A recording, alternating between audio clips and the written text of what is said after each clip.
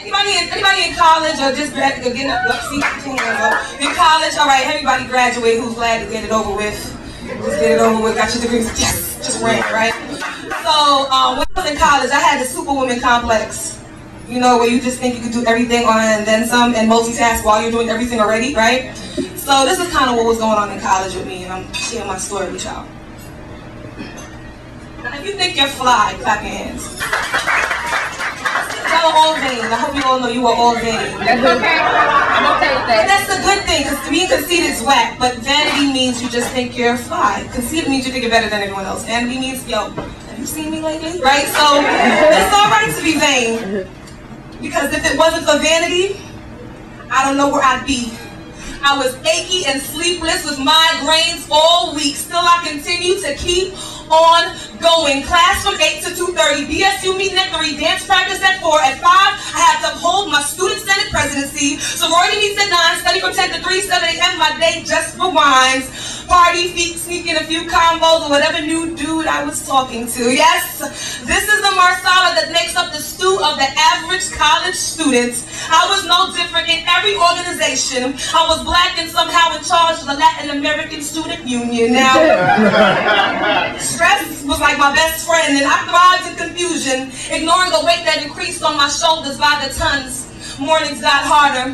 I attributed it to me aiming to go farther than the average sophomore. Joints were swollen and sore, must be from dance practice. Excuses are the tools of the incompetent, and I was foolish to think that I could be so negligent with my body and think that all these symptoms were somehow irrelevant.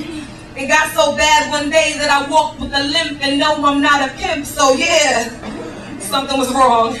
And I saw butterflies, not like the Mariah Carey or the Michael Jackson song, but a mark on my face. Didn't matter, the semester was over. I was home and back at my mom's place. Like I said, if it wasn't for vanity, I don't know where I'd be. I still had my symptoms, but I was simply glad to be home. I was getting ready to go out one day, ladies, you know, looking all sexy and grown. Went to go and comb my hair, then I realized that a patch wasn't there. Yeah. Vanity had me at the doctor the next day. I said, doctor, I have some other complaints, but they can wait. Take care of this. Take care of the exterior like most people nowadays. And the doctor had this baffled look on his face. Did some blood tests, put a little hat on and went on my merry way. A few months later, the doctor said, Shanelle, have you ever heard of lupus? I said, no. And he proceeded to say that my immune system was too strong and attacking my own body, and much to my dismay, I had to figure out how to fit this into my schedule. Can you believe I still went to work that day? All for vanity. I refused to see that overworking myself so as not to appear ill to others could have eventually ended my many responsibilities early. Well, a few months later, my body, it made me rest, because lupus is a disease that flares up in times of stress, and I was constantly pushing it as if fighting my humanness. Well, this machine, it broke down. Hospitalization and the possibility of death forced me to do less and put things in perspective, because life is about more than just meetings and deadlines. I'm not a millionaire, I only have one lifeline, and if it flatlines, I don't want to have any regrets. So I vow to live every day as if I had 24 hours left. I'm a full-time artist, an alchemist, purifying myself every chance that I get. I've learned to accept experience as the past and the present as a gift. So for all the people that didn't see the sunrise this morning, you better enjoy it.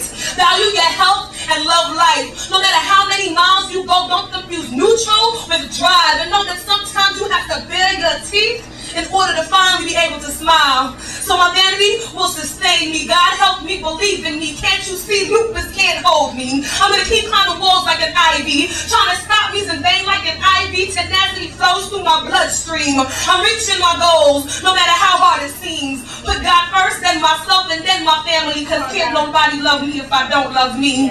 And being conceited is not cool, but nothing's wrong with a little bit of vanity, because me loving myself well, that's the beginning of my testimony.